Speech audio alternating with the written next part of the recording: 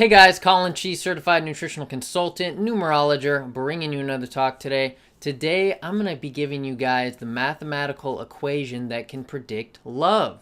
Okay? There is a mathematical equation that can predict within 95% accuracy whether couples that are married are going to still be married 6 years down the road. Okay? Whether you're still going to be married 6 years later. Okay? Within 95% accuracy. So I'm going to be showing you this equation, talking to you a little bit about this stuff and mathematics in regard to sex, love, relationships, etc. So this talk is influenced by Cleo Cresswell, a PhD, I believe, in mathematics, a writer, speaker. She did a TED Talk on mathematics and sex, it was called. Check it out. It's a good talk.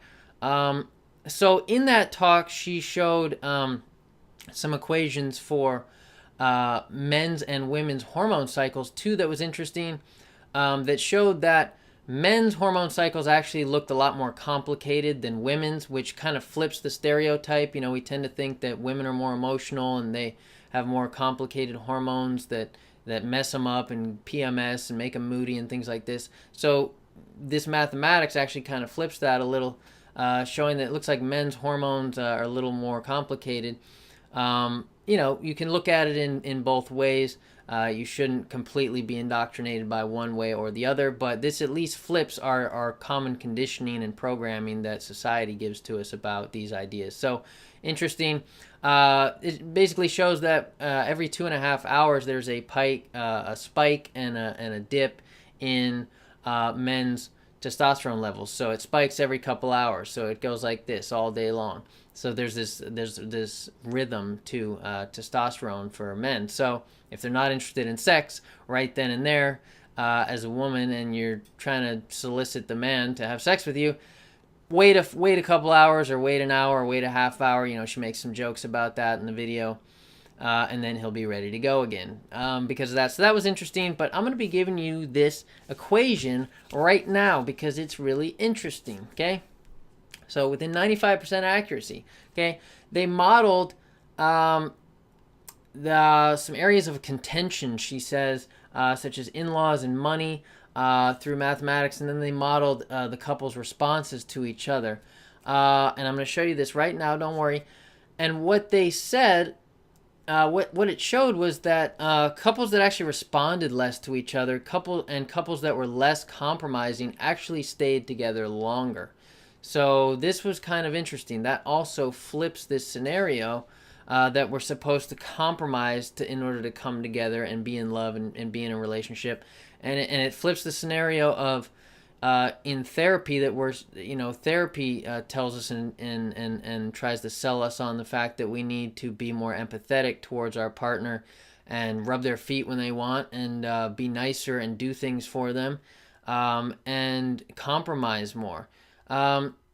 But this flips it, and this puts some grounding and foundation underneath the idea that we need to be our own two individuals, and we need to live our own lives and do our own thing. And if you have picked a partner that isn't interested in really doing their own thing, and you want to do your own thing a lot of the time, it's going to create a little bit of an imbalance.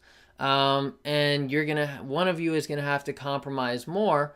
Whereas if you're both doing your own thing, you know, it'll work as long as your own thing is similar enough. Okay, if it's not similar enough, then the relationship will break, obviously, because you guys will never be around each other if you're both pretty uncompromised and you want to do your own thing. But if you want to do your own thing and your own thing is very similar to the other person, then you're going to constantly cross paths, you're going to collaborate, you're going to do some things together naturally. Because you're into the same things. If you're not into as many things as each other, then you're not going to be around each other as much. But it gives you, this mathematics stuff gives you some logical, rational foundation to put under your decision-making process for choosing your partner, choosing who you're going to be with, and bringing a more intelligent process and more intelligent data into this watery, airy, intuitive, emotional kind of thing we call love. And we think about love, you can also bring some rational thought and intelligent decision-making process to it. Okay, so here it is, folks. Okay. Yes, this is mirrored, so you're going to have to deal with that. Da Vinci wrote in mirror writing, so I don't really care as much because that's interesting. The W stands for wife, and the H stands for husband. Okay, I don't know exactly all the details of what each of these letters mean in this. If you can find it, hopefully you can continue the research on this and take this further. Because I think you should take each one of these tools: mathematics, astrology, psychology, uh, and learn about yourself, and learn through the study of those subjects. Learn about other people also and yourself. Again, in order to bring more intelligence into this decision-making process, so we're not hurting people, hurting each other, ending up in rocky relationships. We need and so if you're interested in other things too, check out my other videos. I'll put a link in the description below about love. I have a couple videos that I've done about the subject of love, so I'll put the links in the description. What is love? 2 hours of great quotes and food for thought. A lot of stuff in that one. And also the statistical and astrological. I forget what the name of it is. Statistical and astrological process in love and compatibility and whatnot. Secrets to love and compatibility. I think that's what it is. So check it out below. Also, I wanted to show you. I made some of these a long time ago. These are some crazy equations that probably look crazy to you. I came up with my own equations for what love means to me and how to achieve love, and also what happiness is to me. So I'm just a more mathematical guy, and I find it interesting and fascinating. And I think that mathematics are interesting, and we should think more about it because, and we should all kind of have our definition of what we're looking for and what love is to us. But we also need to be somewhat flexible, like the bamboo. You don't want to be completely rigid, a number 4 totally. In numerology, you don't want to completely be that way. You got to have some of both sides, but just think about this stuff is all I'm advocating. And be a thinker. Don't just be a studier and a learner. Also be a thinker and a creator in your life. So mathematics is the most universal, pure language. It actually transcends all language. It's the most universal kind of pure truth that you can derive how things work in nature. We're mathematical creatures. We're mathematical animals in ways. A wolf pack might be able to determine how many caribou are off in the distance, or the caribou might be able to determine how many wolves are in that pack off in the distance and whether they should cross there or not. We make these calculations on speed and agility in predator-prey relationships. We're naturally, pattern recognition is what mathematics is. Just basic pattern recognition in nature helps us to transcend nature and transcend barriers in language and cultures. So even if we have a different religion or a different language, a different culture, we can still math is still the same in all cultures. The equations are all the same. Okay, so it's a universal language. So I find that interesting.